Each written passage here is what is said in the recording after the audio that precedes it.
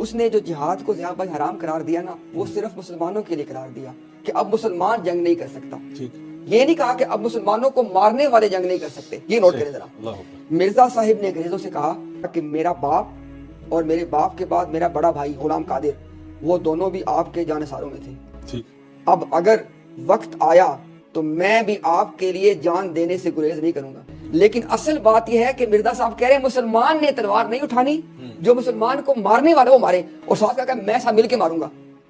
عراق میں جب مسلمانوں کے اوپر جو طوفان ٹوٹا، قادیانیوں نے باقاعدہ اپنے لوگ بھیجے جو وہاں پہ مل کے لڑے مسلمانوں کے خلاف، اور جب عراق کے اوپر وہ آفت ٹوٹی تو قادیان میں جشن منایا گیا. یہ کیا ہے؟ جنگ تو ختم ہو گئی تھی. یعنی مرزا صاحب نے انگریز سے کہا کہ اللہ نے مجھے الہام کیا ہے کہ میں تمہارے لیے تعویذ کی مانی دوں، پروٹیکشن تمہارے لیے.